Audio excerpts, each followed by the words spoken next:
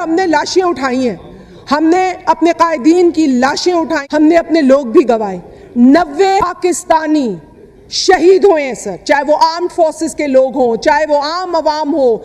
हमारे मदारिस, हमारे स्कूल्स, हमारी मसाजिद को टारगेट किया है कि इसराइल का जो हमने मुआवजना किया है भारत के साथ कि इनका बाकायदा मुकाबला जारी है और इनको खुदा का खौफ खाना चाहिए, इनको शर्म आनी चाहिए, इनको कुछ खौफ होना चाहिए, अल्लाह से डरना चाहिए कि मुकाबला किस चीज़ का जारी है कि जी हम में से जालिम ज़्यादा कौन है, जुल्म बर्बरी की दास्तान रकम कौन ज़्यादा करेगा। अच्छा मशाल साहब, भारत का जो खौफनाक चेहरा है, मकरू चेहरा है, आखिरी ज़माने में एक मुसलमान फौज जो हिंदुस्तान से टकराएगी, हिंदुस्तान के हुक्मरानों को जंजीरों में लपेटेगी। और यही पाकिस्तान बना ही इसलिए था, हमारे बनने का मकसद ही यही था कि हमने यहाँ से गज़वा हिंद लड़कर एक मर्तबा फिर हिंदुस्तान को तौहीद के कलमे में लेकर आना है। मैं पाकिस्तानियों से एक बात पूछना चाहता हूँ यार, तुम इतना बोलते हो, इतना बोलते हो, इतना बोलते हो, भौंकते हो रादर, तुम कुछ करते क्यों नहीं यार? पागल वागल हो क्या तुम लोग? दिमाग से पैदल हो क्या? अबे कुछ करो। और अब जो नरेंद्र मोदी ने जो कार्रवाई शुरू की है कश्मीर में, अल्हम्दुलिल्लाह ये गज़वा हिंद की आखिरी मुहिम का आगाज हो चुका है।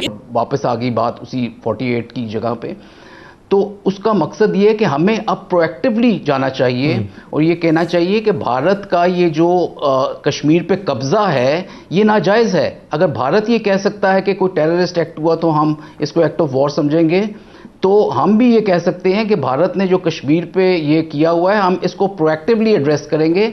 वो अगर वॉर नहीं करेगा तो हम एक्शन करेंगे ताकि इसको लिबरेट करा सके। हमारे स्कूलों को उड़ाया जाता है, हमारे हॉस्पिटल्स को अब भी वो किया जाता है। सर कौन कोई अपना फौजी को शहीद करता है? मैं हैरान। सही बैरिस्टर अकील साहब, जो बाज़ इंडिया के एक्शंस हैं, बल्कि बहुत सारों में मुशाबहत जो है वो इसराइली एक्शन से मिलती है। जिस तरीके से उन्होंने हमास और बाकी हिजबुल्लाह और बाकी लोगों के जो उनके लीडरशिप थी ना उसको टारगेट बनाया। अब ये देखें कि सिख लीडर को कनाडा में जाकर उसने असैसिनेट किया, स्टेट टेररिज्म है। बिल्कुल अमेरिका के अंदर मारने की कोशिश की, उनका जस्टिस डिपार्टमेंट इन्वेस्टिगेट कर रहा है, बंदा बच गया था, वो भी सिख लीडर था। पाकिस्तान के अंदर 20 से 25 असैसिनेशन है जो इंडियन स्टेट पाकिस्तान के पास आज 172 न्यूक्लियर वॉरहेड्स हैं।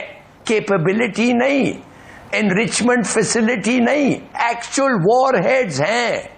और नेतन्याहू ने कहा है, 2-3 बार कहा है कि जब एक मुसलमान मुल्क और न्यूक्लियर वॉर और न्यूक्लियर कैपेबिलिटी फ्यूज होते हैं, जब वो इकट्ठे होते हैं तो ये नाकाबिले बर्दाश्त है इजराइल। देखिए ये कोई ढकी छुपी बात तो है नहीं कि मोदी की एक अफिनिटी है नेतन्याहू के साथ और बहुत क्लोजली इजराइल और इंडिया जो है काफ़ी अरसे से जॉइंट ऑपरेशंस कर रहे हैं, जिसके अंदर उन्होंने अपनी आर्मी के भी जॉइंट ऑपरेशन ट्रेनिंग की है आर्म फोर्सेस की ऑक्यूपाइड कश्मीर के अंदर। और जो कोई प्लान उन्होंने जो पैलेस्टाइन के अंदर जो जूइश सेटलमेंट्स का किया है उसी को रेप्लिकेट करके वो यहाँ पे डेमोग्राफिक चेंजेस ला रहे हैं। और जिस तेज़ी के साथ ला रहे हैं, इनका आपस में बहुत मुकाबला है कि कौन कितना ज़्यादा जुल्म करेगा, नेतन्याहू पैलेस्टाइन के अंदर या मोदी जो है कश्मीरियों के ऊपर करेगा। मगर हमें जो लग रहा है कि दोस्तों भारत और इजराइल के बीच 2 खरब रुपए की डील हुई है और अब ये मिलकर जो है वे अपने हथियार बनाएंगे और अपने ट्रेनिंग देंगे, अपने जो युद्ध के लिए तैयारी होती है वो पूरी करेंगे। और ये करीब 2 अरब रुपए की डील हुई है। और दोस्तों दोनों ही जो आर्मीज हैं वो दोनों की दोनों एकदम पावरफुल हैं, जिससे कि भाई बहुत इजीली हो जाएगा। अब रही बात देखिए इजराइल की, तो इजराइल तो अभी युद्ध गाजा में और हमास से लड़ ही रहा है, आपने देखा होगा। तो ये निपटेंगे जैसी, तो उसके बाद दोस्तों उम्मीद कर सकते हैं कि ये इधर की तरफ आ जाएं। और दोस्तों मैं आपको फिर से बता देता हूँ 2 अरब रुपए की डील ये इसीलिए हुई है क्योंकि दोस्तों ये सेना की जो ट्रेनिंग वगैरह होती है और जो हथियार वगैरह इधर उधर होता है, ये उस चीज़ के लिए ये डील हुई है। तो ये बहुत बड़ी डील करी है और पाकिस्तान को ये को छोड़ने वाला नहीं है भारत। उसने पहले ही कहा है कि ऑपरेशन सिंदूर ख़त्म नहीं हुआ है, इसका रीज़न एक बहुत बड़ा यही भी है। तो दोस्तों आगे देखते हैं पाकिस्तान की मीडिया का वीडियो में रिएक्शन क्या रहा है। अभी आज तक वो मौजूद है। जहाँ तक प्रेजेंस की बात है, देखें भारत और इजराइल की बहुत ज़्यादा जॉइंट कोलैबोरेशन है मिलिट्री डोमेन में।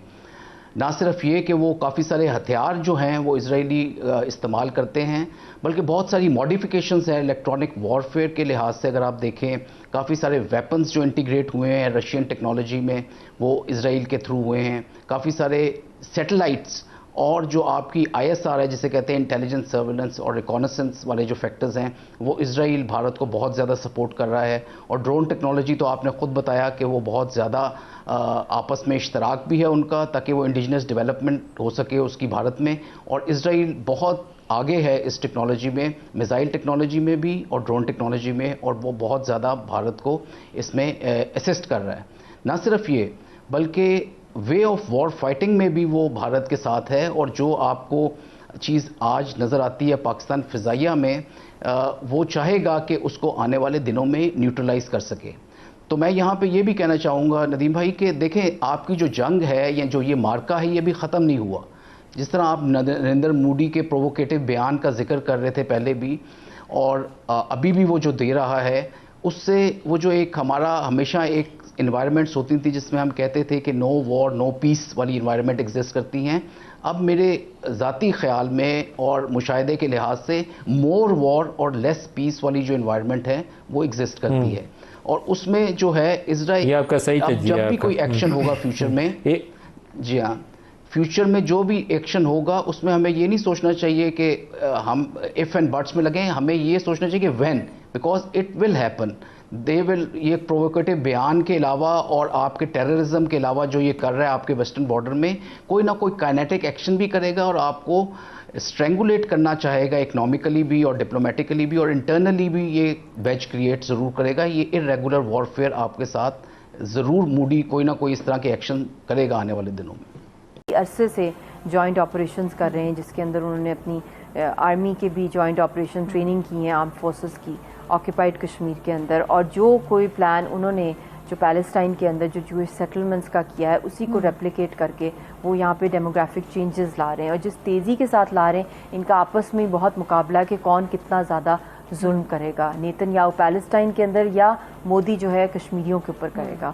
मगर हमें जो लग रहा है कि हिंदुस्तान जो है नेतन्याहू से कहीं ज़्यादा आगे रिकॉर्ड में जो है अट्रॉसिटीज़ के हवाले से एस्केलेशन और जो क्लैम्प डाउन और बैरियर्स और जो ब्लॉकेज हैं वो पैलेस्टाइन से भी कहीं ज़्यादा जो है वो बढ़ाता जा रहा है कि किसी को एक्सेस ही नहीं है, किसी को इन्फॉर्मेशन ही नहीं मिल सकती, इतनी अंडर रिपोर्टिंग है, इतना ज़्यादा जो है वहाँ पे। आपने बड़ा ये बेहतरीन मुआवजा किया है कि इसराइल का जो आपने मुआवजा किया है भारत के साथ कि इनका बाकायदा एक मुकाबला जारी है और इनको खुदा का खौफ खाना चाहिए, इनको शर्म आनी चाहिए, इनको कुछ खौफ होना चाहिए, अल्लाह से डरना चाहिए कि मुकाबला किस चीज़ का जारी है कि जी हम में से जालिम ज़्यादा कौन है, जुल्म बर्बरी की दास्तान रकम कौन ज़्यादा करेगा। अच्छा मिशाल साहब, भारत का जो खौफनाक चेहरा है, मकरू चेहरा है, वो तो एक्सपोज हो गया, सबके सामने आ गया। भारतीय सुप्रीम कोर्ट ने भी अभी जो फैसला सुना दिया है। इस सब में मेरा सवाल है कि इंसानी हकूक़ के जो अलंबरदार इदारे हैं, जो बड़े चैंपियन बने फिरते हैं कि इंसानी हकूक़ की हम बात करते हैं, ये खामोश क्यों हैं? दफ्तरों पर ताले लगा दें फिर अपने। ये देखिए, ये बड़ी बदकिस्मती रही है कि ओवर द डेकेड्स इतने ज़्यादा मैसेकर्स, इतने ज़्यादा जेनोसाइडल एक्ट्स, वॉर क्राइम्स होते रहे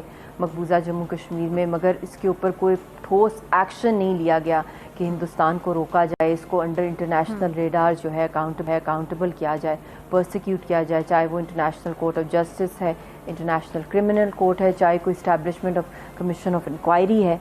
कंडेमनेशन ज़रूर आई हैं, रिपोर्ट्स बड़ी स्ट्रॉन्ग आई हैं, डोसियर्स भी आए हैं, मगर अब जो इस वक्त जो टर्निंग पॉइंट है हिस्ट्री के अंदर जो हम देख रहे हैं कि पूरी की पूरी ग्लोबल पब्लिक जो है वो एक साइड पे है, दुनिया। हेलो दोस्तों, जैसे कि मैं आपको बता चुका हूँ कि 2 अरब की डील हुई है इनके बीच।